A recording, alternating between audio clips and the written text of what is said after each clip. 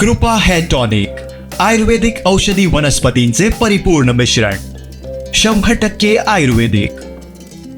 साटेली बेडशी इथं घरगुती सिलेंडरचा मोठा स्फोट होऊन घर जळाल्याची धक्कादायक घटना मंगळवारी सायंकाळच्या सुमारास घडली आहे.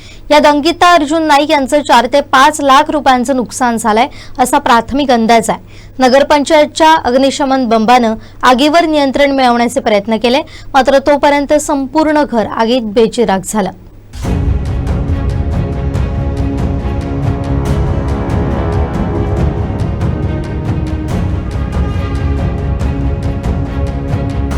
साटेली फेडशी वरचा बाजार येथील अंकिता नाईक यांचं नवीन घराचं बांधकाम सुरू आहे. त्यामुळे त्या दुसऱ्या घरात तात्पुरत्या राहत होत्या.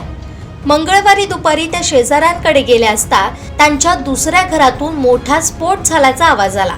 हा आवाज इतका प्रचंड होता की त्याचा आवाज लगतच्या परमे घोटगे गावातही ऐकू गेला.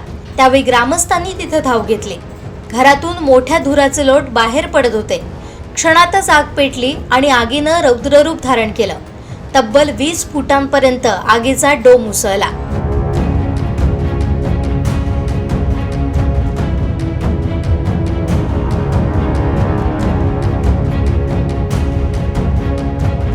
यात लगतच्या नारळाच्या झाडालाही आगीनं वेढलं.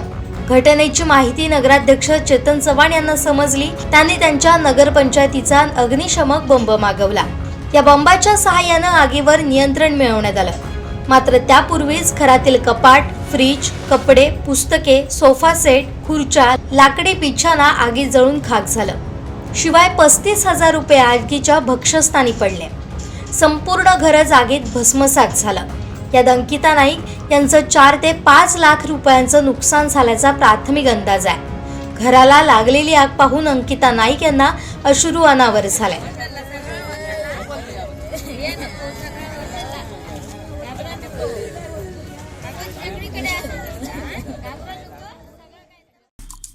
आमचे दिवसभरातले सर्व अपडेट्स, ताज्या घडामोडी आणि थेट लाईव्ह पाहण्यासाठी सबस्क्राईब करा, लाईक करा कोकणचं नंबर 1 महा चॅनल कोकण 7 लाईव्हचं YouTube चॅनल.